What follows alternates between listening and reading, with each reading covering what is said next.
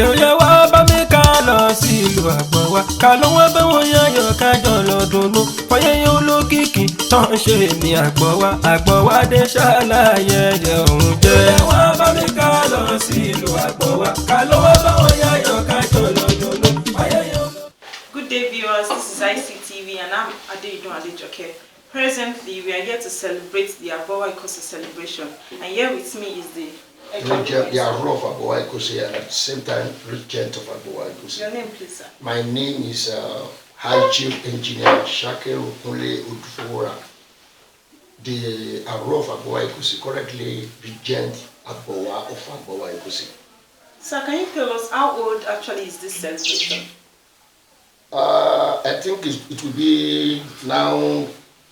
Apart from saying that there are a lot of things that have happened some times ago, in which it made us to stay for some period. We started it, I think, year 2017.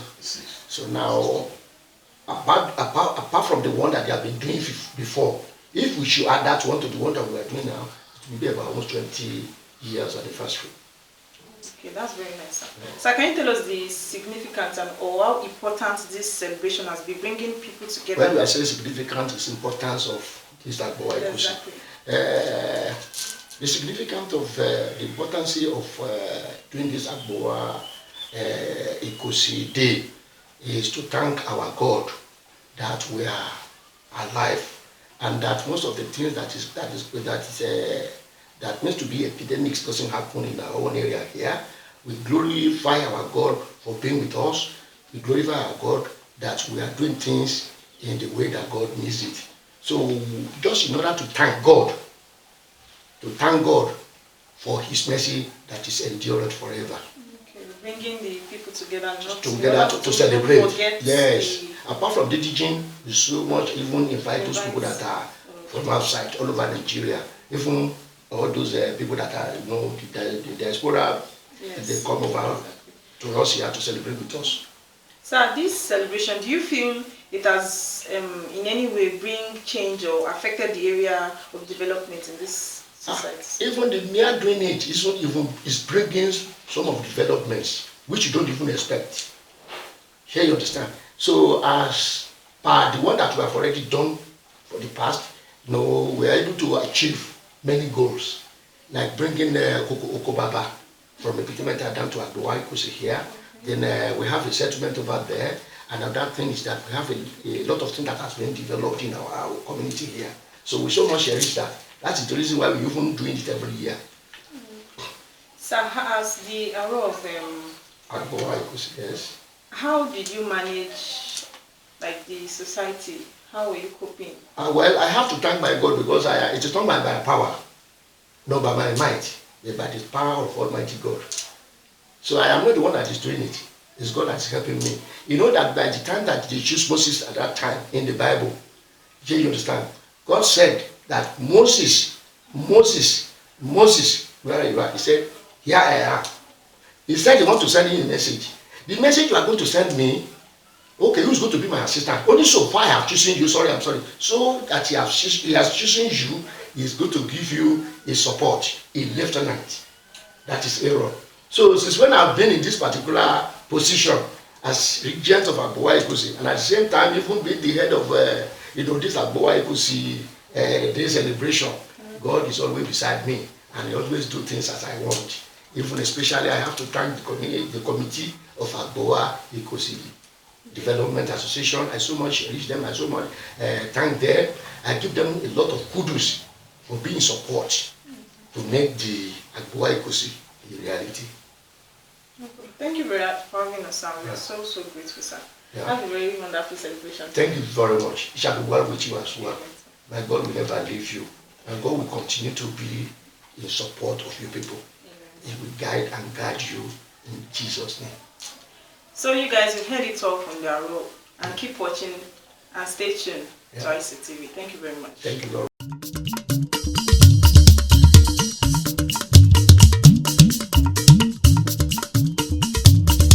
èrè wá bá mi ká lọ sí ìlú àgbọ̀n wa ká ló wá bá wọn yáyọ̀ kájọ lọ́dúnnú fọyẹ́yẹ́ olókìkí tán ṣe ní Àgbọ̀wádé ṣàlàyé ẹ̀jẹ̀ òun jẹ́. ẹ wá bá mi ká lọ sí ìlú Àgbọ̀wá ká ló wá bá wọn yáyọ̀ ká jọ lọ́dún ló ayẹyẹ.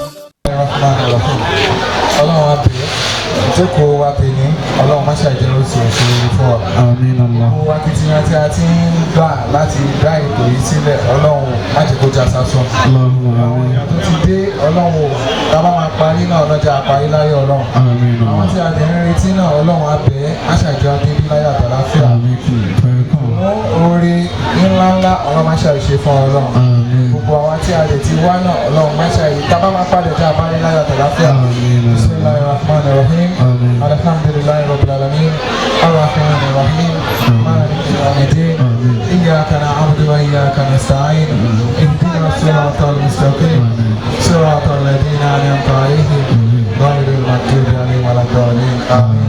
Subhana rabbika رب العزة عما يصفون والسلام على المرسلين والحمد لله رب العالمين آمين. ẹ bá fún ọ ní àtẹ́wọ́ tó rinlẹ̀ tó. pẹ́ àwọn ìṣètọ́dún yìí máa ṣe tùgbà mìíràn ọmọ àgbàlagbà wọn fàjọdún kọ́dún àròkọ àdìkéde tọ́dún yìí máa gé tùgbà mìíràn àbúwá ìkòsí dé tọdún ètò wọ́ọ̀lì dé wẹ́rẹ́ òde ìdílé ni máa jọ rí náà o dídá wọn rà tó wà bí bọ̀bá máa dẹ́yìn onímùbá wọn bẹ́ẹ̀ ni mùbá máa dẹ́yìn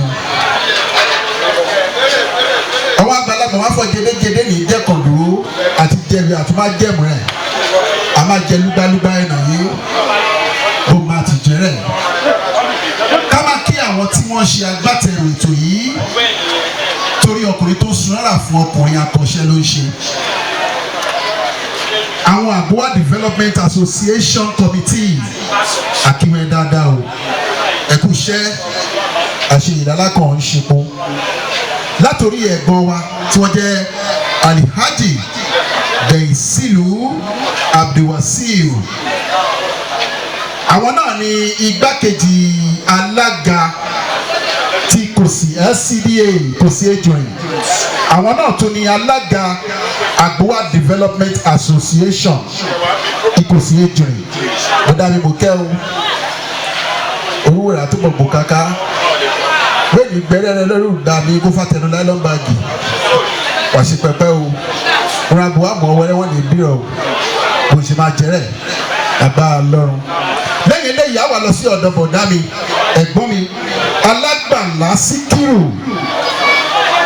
ẹ jẹ́ kí n pè yín ní comrade wọ́n ṣe sójà sọ́rí ṣe sójà comrade Alágbàlá Síkírù tí wọ́n jẹ́ treasurer Àgbọ̀wá Development Association mo kí wọn púpọ̀ púpọ̀ LOC chairman mo kí wọn bẹ́ẹ̀ àtúbọ̀ dàgbàdògbò lágbà lọ́rùn wọn ṣe pẹ́pẹ́ comrade Àwò Adéwálé tí wọ́n ti fìgbà kan jẹ́ LOC chairman àti coordinator owó àdìbò sáré lọ sáré bọ̀ àṣàyè kiri rẹ̀ máa jẹ́ lágbà lọ́rùn ẹ̀kọ́ ọdún ẹ̀kọ́ ìyèdún àjọ̀dún mọ̀dáròkò Sílé Ọ̀ṣọ́bàjò tí wọ́n jẹ́ secretary òkè ẹ̀yìn náà Kadiri Azeez financial secretary òkè ẹ̀yìn náà Ògúntìmírìn Yétúndé tí wọ́n jẹ́ assistant secretary òkè ẹ̀yìn náà Yusuf Ọlábọ̀dé tí wọ́n jẹ́ PRO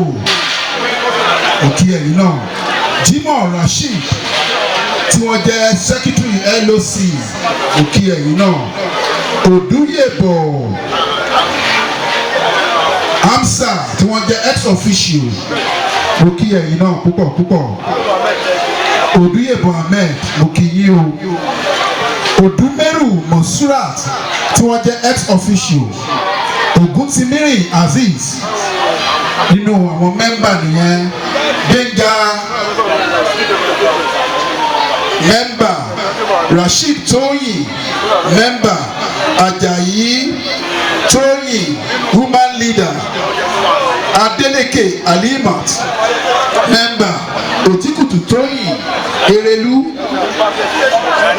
Jábọ̀ Azeez mẹ́mbà Banjo Kẹ́hìndé member Osho Saheed, member Bada Shegun, member Bashiru Samson, member Asodun Akua, member Karim Kolam, member Arepo Rashid, member Thomas Ademilekan, member Dada Saheed Sky, member Onosanya Abiodun, member Owolabi Najib, member Ishola Ayodele, member Mekuleyi Joseph, member Ajibade Isiaka, member Akiboboyi bóyá kó ṣe takuntakun àṣe ìrànlákọ̀ máa ṣe pé o bó ṣe máa jẹ́rẹ́ nàgbára Ọlọ́run ibikíbi náà ètò ògbóná girigiri ètò òjọ́mọkùnrin fàìfà ìlú Ìjẹ̀bú Ìràwọ̀ ló ń kí wa káàbà kúrò ní Ìjẹ̀bú Ìràwọ̀ àmàkò olùkọ̀rọ̀ fọ́ òkìlá ọmọlúgbò máyàrósì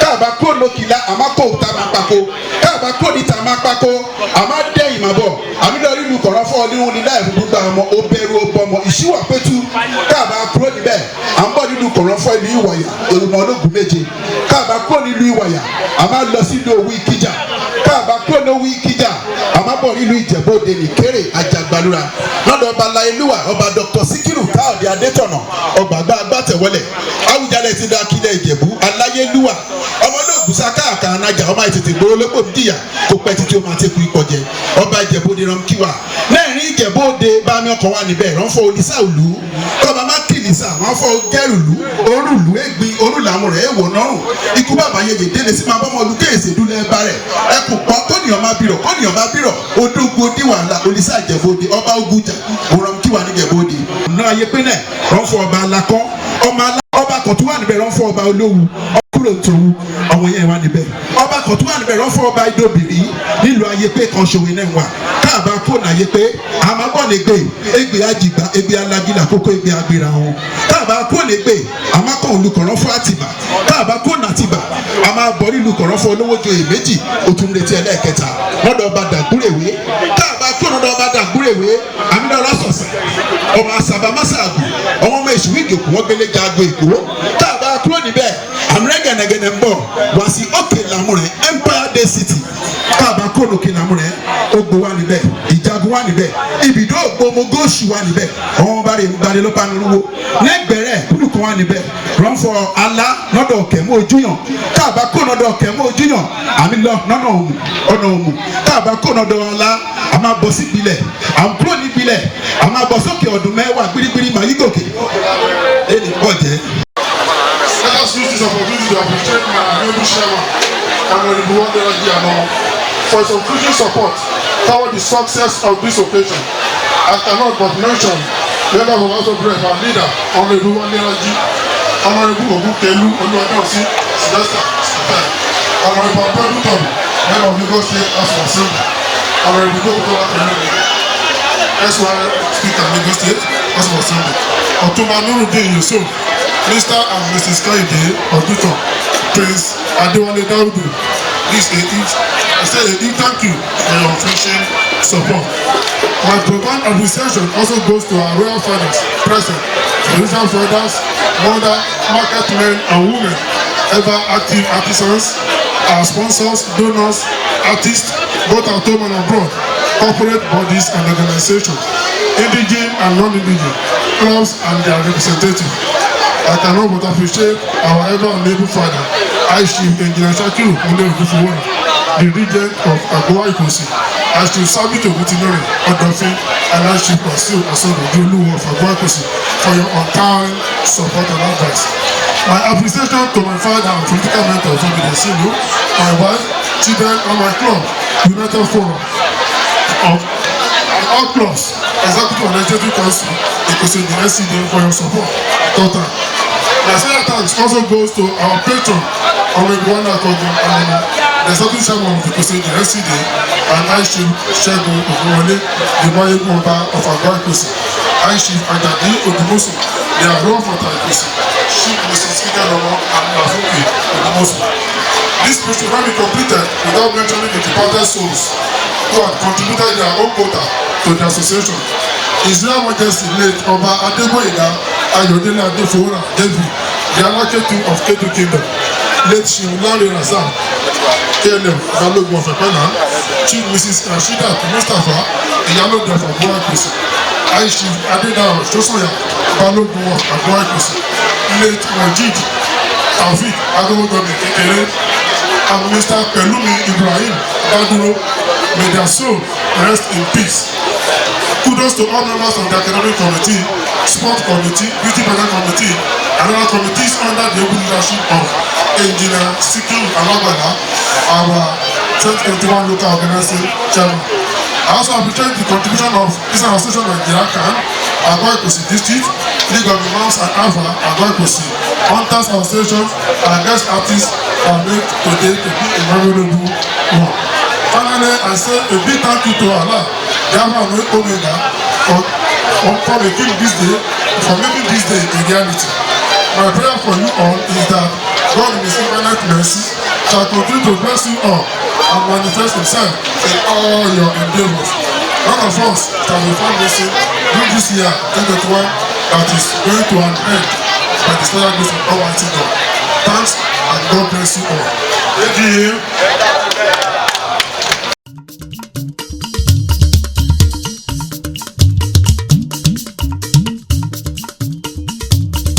èrè wá bá mi ká lọ sí ìlú Àgbọ̀wá ká ló wá bá wọn yáyọ̀ kájọ lọ dùnnú fọyẹ́yẹ́ olókìkí tán ṣe ní Àgbọ̀wá Àgbọ̀wá dé ṣàlàyé ẹ̀yẹ òun jẹ́. èrè wá bá mi ká lọ sí ìlú Àgbọ̀wá ká ló wá bá wọn yáyọ̀ kájọ lọ dùnnú fọyẹ́yẹ́ olókìkí. Sasha, let's talk more. In the next 5 to 10 years, ìbọ̀lẹ̀ rí báwo lè ṣe fún ìlú Mari at that time. Lágbára tó gbọ́ Ọlọ́run nǹkan tí mo kọ́kọ́ bẹ̀bẹ̀ fún Ọlọ́run ni pé kó fún wa ní ọba tó máa gbọ́ tiwa táwa náà máa gbọ́ tiẹ̀. Tí ìyẹn bá ti wà lórí ìtẹ́ a tún ní oríṣiríṣi nǹkan tá a fẹ́ kí Ọlọ́run ṣe fún wa tó dẹ̀ máa tí mo mọ̀ pé máa gbọ́wọ́ àwọn èèyàn ṣe gbé gbogbo àwọn ilé iṣẹ́ ńláńlá àfẹ́kù wọ̀lú Àgbọ̀wá tó yẹ pé tó bá wà agbílẹ̀ ta lè fún ọ tó máa fi dá ilé iṣẹ́ yẹn sílẹ̀. Irú oko bàbá tó ń ṣe lọ́wọ́ ìkọ́ tètè wá bá wa ṣe wọ́n tètè wá bá wa ṣe sódà táwọn èèyàn á lè population wa tún lè high jù bẹ́ẹ̀ lọ then àwọn linkage roads yẹn wọ́n bá wa ṣe é ọlọ́ọ̀bẹ Elédùmarè kó jẹ́ kí ìlú àìkú túbọ̀ dàgbà sí tó bá bá wa ṣe ọ̀wọ́n títì yẹn lágbára tó gbọ́ Ọlọ́run àmọ́ pé nísìnyí ọdún 5 ọdún 10 yẹn kì í ṣe ojú dàbí tó ṣe bí Kòròdú bíbí kan náà ti bẹ̀rẹ̀ àdẹ̀mọ̀ pé lágbára Ọlọ́run àwa tún máa ju Kòròdú lọ́ba tó wáyá torí ìgbà tí Kòròdú ti ní tiẹ̀ sí àbálòdẹ̀kọ̀ because of saying that gbọ́ pé we are in the middle and we are the capital of Ẹ̀pẹ́. Àgbọ̀wá Ìkòsí is the capital of Ẹ̀pẹ́ division tàdẹ̀mọ̀ ń gbọ́ pé àwa ló kàn sílẹ̀ tí gbogbo Kòròdú ti kún Àgbọ̀wá ló kàn tí iléeṣẹ́ ńláńlá la fẹ́ǹsì àwọn títì tó dáa kán wá ṣe fún wa gbogbo nǹkan tó tá à ń gbé lọ́wọ́ ayé wà láti fún wọn a dẹ̀ tún ní additional school kọ́ wa bẹ́ẹ̀ ni ṣe yẹn kọ́ bá ti bẹ́ẹ̀ ni ṣe dídán ọmọ ẹni rẹ̀ múrí kàkàkiri jẹ́pọ̀ wọn mú lọ wọn tajà kiri ọmọ kéékèèké wọn pè ní child abuse yẹn ní ìṣẹ̀lẹ̀ mọ́ káà bá ti ní school sí náà secondary school we need it primary school we need it even there is a place we have some acres of land that is fún wọn kọ́ wá bá fi ṣe vocational institute or university base tá a máa fún wọn kí ìjọba kan jọ kan torí ọlọ́kọ́ gbà wá kan wá come to our aid. Sir, with what you have said pẹ̀lú nǹkan tẹ́tí sọ ṣé ẹ ní èèyàn tó ń bá yín work towards ẹ tó ń bá yín tó ń represent. Ọlọ́run náà ni à ń pè wọ́n kan náà irú ìjókòó pẹ̀lú mi a máa pè é irú àwọn lékè yẹn à ń pè wọ́n àwọn ọmọ Thomas à ń pè wọ́n àwọn ọmọ Olúfùwà à ń pè wọ́n kọ́nà ọ̀bẹ Elédùmarè kó bá gbọ́ wọn sókè tó kọ́ lè dá wa lóhùn láti lè bá wa náà gbé Àgbọ̀wá Ìkòsí lárugẹ. Okay, then sir, bí as a people kí lẹ́yìn fúnra yín ṣe fún ara yín tó jẹ́ pé àwọn ìjọba máa sọ pé okay àwọn people yìí wọ́n try láti ṣe nǹkan okay ẹ jẹ́ ká continue okay ẹ jẹ́ ká assist wọn. ẹ ṣe o dúpẹ́ ṣe rí wọn ní iṣẹ́ pẹ̀lú ọgbà bẹ̀tọ̀ tó máa ṣe òun ní kókó à ń gbìyànjú torí àwọn ṣe ń gbàdúrà fún àwọn ọmọ Ìkòsí àwọn tó ṣe agbátẹrù Ìkòsí Àgbọ̀wá Ìkòsí Development Association nítorí àwọn ṣe ń gbé òṣùṣù fún wọn òun gbé sàkátà ńlá fún wọn ẹ wo olú táwọn ọ̀nà àtúwà bẹ́ẹ̀ yẹn sìn wọ́n ti dáwọ́lé láti ṣe láṣìjọ́ tó kọta ìjọsọ́ náà ni pé ẹ jẹ́ ká lọ sí táwọn ọ̀rẹ́ kóun náà tóbi tó bá tóbi ó pọ́sù káà náà tó máa fi rẹ́ǹtì fáwọn èèyàn láti sọ pé wọ́n fẹ́ ṣe pàtí ètò ìlọ rẹ́ǹtì wọn kíní kàkàkiri wọn máa rẹ́ǹtì hall wa yẹn then pé a fẹ́ ṣèpàdé ìlú a lè ṣèpàdé ńbẹ̀ àwọn oríṣiríṣi bẹ́ẹ̀ láti ṣe dẹ́gbọ́n tágbára wa ká láti ṣe àwọn tí àwọn ọ̀nà fún wa àwọn linkage roads lọ́nà àwọn Àbújá káfí lè gba bìkọ́sítẹ́tì kan wọ́n bá wa ṣe bí méjì àbí mẹ́ta bẹ́ta tún bẹ̀ wọ́n pé láti irú gáràjì yẹn sì tó fi dé Ìkòsì bíi wọ́n wá bá a ṣètò lọ́nà yẹn ò dá rárá a dẹ̀ ti gbé gbèsè títí ṣùgbọ́n à ń dúró pé Ọlọ́run bá kó fún wa léṣe ayọ̀ yẹn là ń dólé lórí a ṣe oríṣiríṣi nǹkan náà tá àti ẹ̀rì rántí táwọn ọmọ àgbà náà wà ń jẹ àǹfààní ẹ̀ through the help of these people àwọn Àgbọ̀wá Development Association Committee wọ́n bá wa gbé lárugẹ Ọlọ́run ní ìgbà kó tó wà bá mi kún wọn lọ́wọ́ ṣiṣẹ́ Ọlọ́run dẹ̀ wà pẹ̀lú wọn kó má fi wọn sílẹ̀.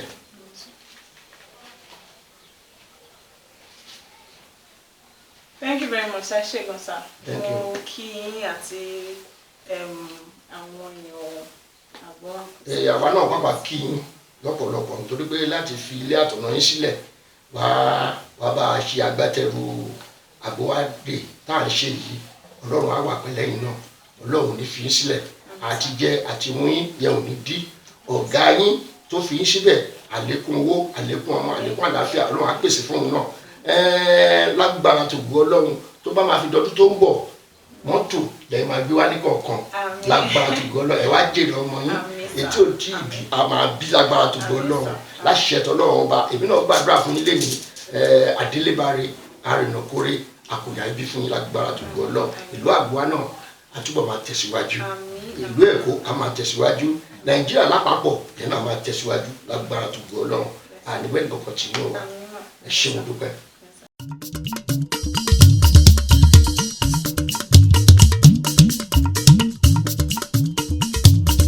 Èròyìn wa bá mi ká lọ sí ìlú Àgbọ̀wá ká ló wá bẹ́ wọ́n yáyọ̀ kájọ lọ́dúnú fọyẹ́yẹ́ olókìkí tó ń ṣe ní Àgbọ̀wá Àgbọ̀wá Day ṣàlàyé ọ̀hún jẹ́. Èròyìn wa bá mi ká lọ sí ìlú Àgbọ̀wá ká ló wá bẹ́ wọ́n yáyọ̀ kájọ lọ́dúnú fọyẹ́yẹ́ olókìkí tó ń ṣe ní Àgbọ̀wá Àgbọ̀wá Day ṣàlàyé ọ̀hún jẹ́. Èròyìn wa bá mi ká lọ sí ìlú Àgbọ̀wá sí ìlú Àgbọ̀wá ká ló wá bẹ́ wọ́n yáyọ̀ kájọ lọ́dúnú fọyẹ́yẹ́ olókìkí tó ń ṣe ní Àgbọ̀wá Àgbọ̀wá Day ṣàlàyé ọ̀hún jẹ́. Ẹ̀wọ̀n bá mi ká lọ àsìkò ọdún tuntun dé. Àgbọ̀wá Day ṣàlàyé ọ̀hún jẹ́. ẹni ọdún bàbá láyé ṣe ló yẹ kó. The third position of the spelling bee competition for the primary school categories goes to Baptist Day Primary School Àgbọ̀wá. ẹ fún wọn ní àtẹ́wọ́ wọn láti máa fún wọn ní báàtì. Second position is Great Jubilant International School. ipò kejì Great Jubilant. To be presented by the regent bàbá wa Àgbọ̀wá Ìkòsì Engineer Shakiru. On behalf of Àgbọ̀wá Development Association, I am presenting this gift and special grace of God to people in Jesus' name. And the winner of the spelling bee competition for the primary school category ẹni tí ó ṣe is Baptist Day Primary School, a public school for that matter. Baptist Day Primary School. Baptist Day And Primary the School. gift will be presented by Mrs. Sijuade Anomo. The junior school category spelling bee competition. Third position, Community Academy Odo Ayodelu. Third position. The second position, Lagos State Junior Model College. The second position, Lagos State Junior Model College. Junior Model College. Community Grammar School. And the first position of the spelling bee junior school category is Àgbọ̀wá Community Junior Grammar School. Community, Good day, viewers. We are still at the Àgbọ̀wá Ìkòsì celebration. Gbogbo àwọn non-indigenous association Àgbọ̀wá Ìkòsì láti ọ̀dọ̀ àwọn Ìfò ẹjọ́ sọ́sọ́ wọn nípa Agbowa Ikoside. Non-Indigene Association. ṣe lọ́dọọdún. Non-Indigene. And ẹ jẹ́ ká rí wọn náà kọ́ ẹ̀jọ̀ yìí tẹ́ dúró yìí ẹ jẹ́ ká rí ọkọ yìí. máa ń dùn mọ́ wa lára. your donation please. sórí ìlọsíwájú àgbẹ̀. representative àwọn Haúsá ti wá. àwọn Haúsá àwọn Arẹwà wọ́n ti wá. gẹ́gẹ́ bí aṣojú àwọn ọmọ wa. àwọn non-Indigene ti bọ̀ ó yá ẹjọ́ ẹ jẹ́ ká ṣe ní pápápá. Èkìtì parapọ̀. àti Ẹ̀gbá parapọ̀.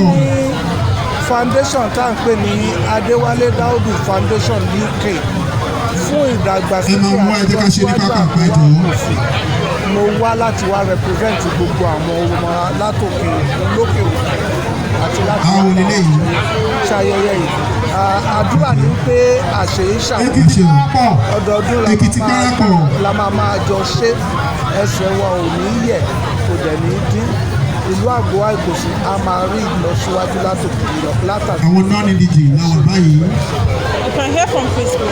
So can stay tuned. Thank you and bye for now. Okay.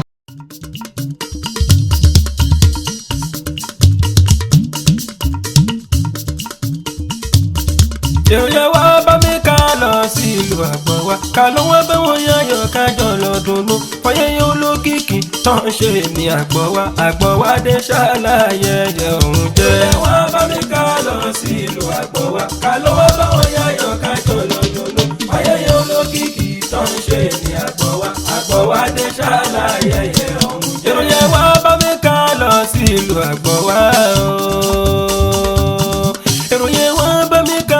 sí ìlú Agbowa ká ló wá bá wọn yáyọ kájọ lọ dùnnú fọyẹyẹ olókìkí tán ṣe ní Agbowa dé ṣàlàyé ọ̀hún jẹ́. ẹ̀wọ̀n bá mi ká lọ àsìkò ọdún tuntun dé. Agbowa dé ṣàlàyé ọ̀hún jẹ́. ẹni ọdún bàbá láyé ṣe ló yẹ kó dúpẹ́. How do you feel about being Miss Agbowa? I'm a child. It's actually a blessing. Honorable Wale Raji Tasser. Miss Agbowa, it has made me realize we must give respect to women to do too. About myself, like all of the contestants, please accompany the winner of the year 2021 beauty pageant. Owoya Toyisola. Okay, Agbowa Day is actually a great celebration for Agbowa people, and I would beg other people that are outside, like town, to please come home and all other contestants, please, you are all winners. Join them in Olympic is just about participation. Thank you very much. And right now we are moving towards. Túrọ́pọ̀ lájọ́ ṣe tèṣì tí ò sí láyé mọ́. Kì í ṣe pé àfihàn wọn ọpẹ́ láàfin dùn. Fọ́lọ́hún Adẹ́dà kábíyèsí ọba ńlá. Ẹyin tí mo tún gbódùn dé tán lóhùn arìnrìn. Ẹyin tí mo tún gbódùn dé tán lóhùn arìnrìn. Orin làbí ṣòtúndé èwo látùrí gbọ́. Ọ̀rọ̀ lórí Agbowa dé ọba nínú àwọn ayẹyẹ. Òun ṣáà ni mo mú wá má tẹ̀lé mi ká máa lọ. Ká máa lọ, òun ṣáà ni mo mú wá má tẹ̀lé mi ká máa lọ. Tí n bá ṣí fún ẹ délẹ̀ tán, wà á mọ̀ wípéré kan. Ẹni balọ̀ ló bá dé jẹ́ ṣí fún ẹ. Àbí wọ́n ti wà á kalẹ̀. And this is still IT. Ẹ jọ ọmọ wa tó kọrin fún ìlú Agbowa Ikoside. Wọ́n fẹ́ lọ jí ápọ̀m lẹ́lẹ́ mi. Present Agbowa.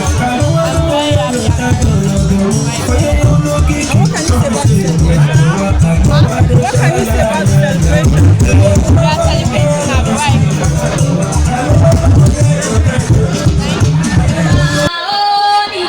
onílẹ̀ ìmọ̀ màjúbà rẹ̀.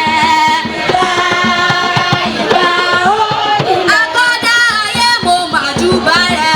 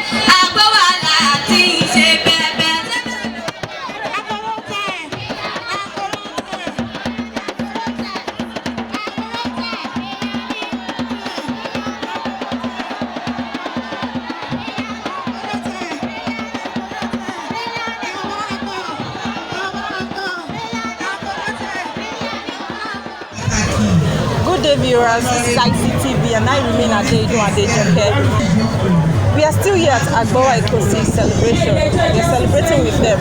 And I have with me here an honorable guest who's going to introduce himself and tell us about the celebration today.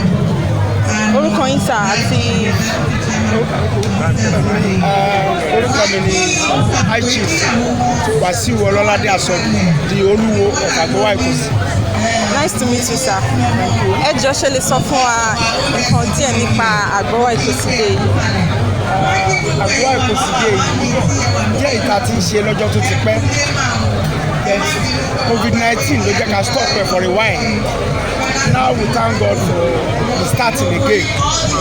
We started it this year, November 2021, and inú wa dùn láti rí àwọn ọmọ ìlú wa torí àsìkò tá a máa ń ríra wa dáadáa òun lásìkò Agbowa Day. Inú wa dẹ̀ dùn láti rí àwọn èèyàn takuntakun tó wá bá wa ṣe. Mo dúpẹ́ lọ́wọ́ àwọn olóyè wa, bàbá wa àrò dirigent of Agbowa Ikosi àti èmi fúnra mi àjọ ń ṣèlú àjọ ń tìlú ìbọ̀ láti ìgbà tó bá wá ti wàjà títí dàsìkò yìí a dẹ̀ dúpẹ́ fọlọ́run pé kò sí wàhálà kò síjà. Mo fi àkókò yìí dúpẹ́ lọ́wọ́ gbogbo àwọn tó bá wá Prince Daudu tó jẹ́ inú àwọn ọmọ onílù tó jẹ́ inú àwọn tó ń constant fún ọba pé wọ́n ṣe àdúpẹ́ morally and financially wọ́n assist wa olùwádẹ̀ wọ́n wá láti dúró nítorí Agbowa Day olùwádẹ̀ dùn púpọ̀ pé lílo àtàbọ̀ wọn Ọlọ́run máa bá wọn pamọ́ àtẹ̀yìn náà tẹ́ wá interview wa àníwá yín tì tó bá tún lọ́dún ìgbà míì ẹ̀tún bá wá mo kí gbogbo àwọn ọmọ Agbowa Ikosi pé wọ́n kú ìnáwó àjọ ṣàmọ̀dún àwọn olóyè wọn á máa dàgbà ìlú náà ní dàrú àwọn mùsùlùmí onígbàgbọ́ àtàwọn ẹlẹ́sìn àbáláyé àjọṣọpọ̀ ẹ̀ láyé kí gbogbo wa pátápátá. Thank you very much, Eshegun sir. You can hear you talk from him about the Agbowa Ikosi Day. Stay tuned at ICTV. Thank you very much. Jerison Production. Kí la ń ṣe tá a fi pọ̀? Agbowa Day ni. Wọ́n ní kí la ń ṣe tá a fi pọ̀? Agbowa Day ni. Ṣé ti rí gbọ́? Agbowa Day. Ṣé ti dá mọ̀? Agbowa Day. Brothers and sisters. Agbowa Day. Mommy and daddy. Agbowa Day. Ẹyin jú mo tún gbọ́dọ̀ dé olórin àkọ́yé. Iṣẹ́ Ọlọ́run ṣàlélẹ̀ yìí kì í ṣọgbọ́n kì í ṣagbára kákọrin pẹ̀lú ohun tó dùn. Èyí tó tún betí rẹ̀ ẹyin jú la ṣe ká ṣì fún rẹ̀ fún lọ́gbàfẹ́ ní ta fi rán. Tẹ̀lé mi ká lọ má lọ sùn òde orin tún ti yá tẹ̀lé mi ká lọ má lọ sùn òde orin tuntun yá. Agbowa là ń lọ Ikosi ìlú ológo tó ń wí ká lọ wá bá wọn ṣàjọyọ̀ fọdún tuntun tó wọlé dé. Kí là ń ṣe tá a fi pọ̀? Agbowa Day ni. A ní kí là ń ṣe tá a fi pọ̀? Agbowa Day ni. Ṣé ti rí gbọ́? Agbowa Day. Ṣé ti dá mọ̀? Agbowa Day. Brothers and sisters. Agbowa Day. Mommy and daddy. Agbowa Day. Ìlú ńlá kan tí mo mọ̀ tó ń pè nílùú Agbowa. Ọdún ńlá kan tí mo mọ̀ tó ń ṣe ní Agbowa Day. Ọdún yìí ga ó le jù gbogbo ayé ló ń bá wọn ṣe o. Ọdún yìí ga ó le jù gbogbo ayé ló ń bá wọn ṣe. Lásìkò ọdún yẹn bá ti kù inú àdùn ara àyà. Lọ́mọdé lágbà wọn máa yọ̀ wọ́n máa yọ̀. Lọ́mọdé lágbà wọn máa yọ̀ bọ́dún yẹn bá ti wọlé dé.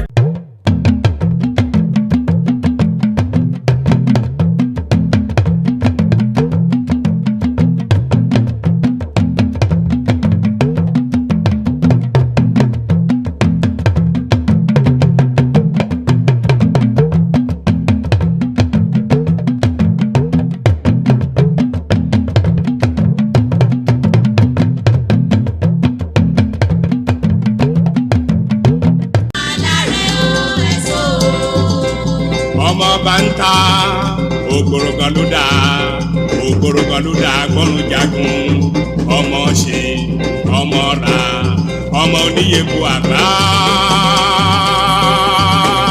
ndo gẹ́rẹ́gẹ́rẹ́ níga lóde ìga níbi ẹ̀jẹ̀ kó sí òdodo omi owó yé múlẹ̀ omi ilẹ̀ àwa ti lómi nílẹ̀ ká ìṣàwó láyé ìṣàwó dé o bàbá yẹyẹ.